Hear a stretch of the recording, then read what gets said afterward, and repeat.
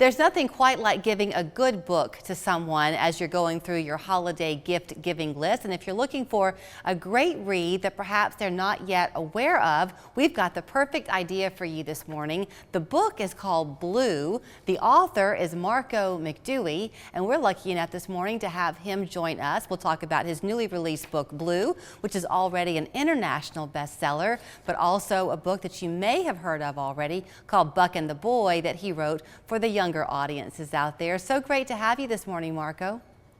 Hey, thank you very much. Happy holidays. Happy holidays to you too. Thank you for having me today. Yeah, it's been a great challenge, I tell you. Writing 2 books right off the bat was definitely a big challenge, but I really enjoyed it a lot, especially about dogs. I've heard it said before that everybody has a book, at least one book in them, and that you should sit down and kind of write from your own experiences. And it sounds in reading about you that that's a little bit of what you've done here with your work as an author, because you incorporate your love of dogs into the books that you write. Oh, absolutely. One of the questions people ask me is, well, why did you write about a pit bull? I mean, what was my inspiration on it? And really, it came to me in a dream one night. I woke up at 3 o'clock in the morning, and I had this whole story in my head, and I just started pounding away on the keyboards. But really, my reasoning stems from various factors. One, pit bulls are probably one of the most loyal breed of dogs you'll ever run into. Their ability to bond with their owners is really truly unparalleled. And really, I want to debunk some of the misconceptions about the breed. They are not vicious killing machines. So what is the storyline of Blue? Set us up. Okay, well, Blue is set in the small town of Downey, Idaho, where this little girl named Kiki is the daughter of the town sheriff, and he's after a notorious criminal.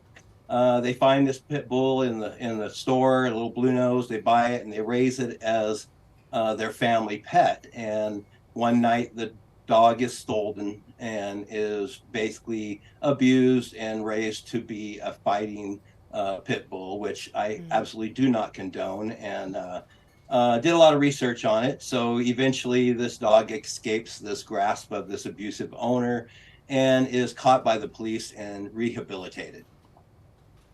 So that had to have been difficult for you, because in order to write the book so well, you do have to get in there and really walk the walk and do that research and kind of embed in that life in your own way. And as an animal lover, I think you have 4 dogs and a cat, I read, that had to have been very, very difficult for you.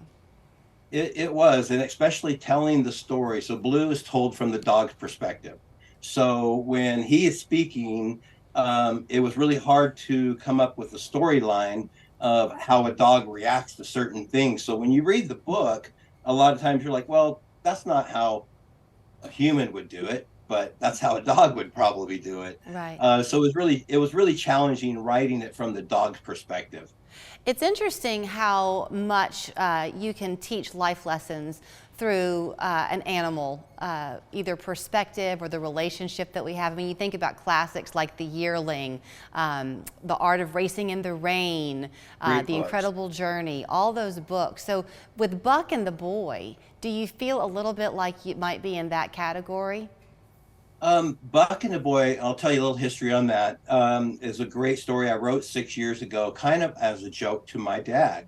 My dad's name was Buck, and in the story, I made him to be the old dog.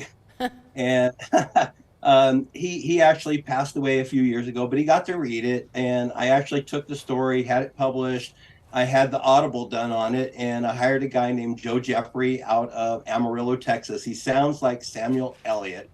And when he told the story to me, or recorded the story, I mean, it was really hard to listen to because it sounded like my dad reading the story to me. Wow. But this story is to teach kids to deal with bullying, maybe a little abusive home life, and bring a little bit of God back into the home is really what Buck and the Boy is about. Yeah, you find a way to kind of put your own life's view into your writing, and you don't shy away from the faith that is an instrumental part of your life, and you kind of incorporate that where you can. Absolutely. Well, I really, with Blue especially, I wanted to bring awareness to the abuse that these pit bulls go through. I really honestly believe this with my heart. God never made a bad dog. He only made bad owners. And I mean, dog spelled backward is God. What can be better than that, right? Right. Well, we thank you so much for sharing your time with us this morning. If people want to give Blue this holiday season, they can do that by ordering off of Amazon. But Buck and the Yes. Boy is available at Barnes & Noble and Amazon and Walmart and kind of all of it, right? Everywhere. And that's the Buck and the Boy. And there's the Blue right there. There you go. And you behind, very proudly smiling. Marco, thank you for your time. Thank you so much. Thank you. Have a great holiday. And thanks again. You better believe it. And our thanks to Bestseller Publishing for the conversation with Marco. We're back with more 3 Plus You in just a minute.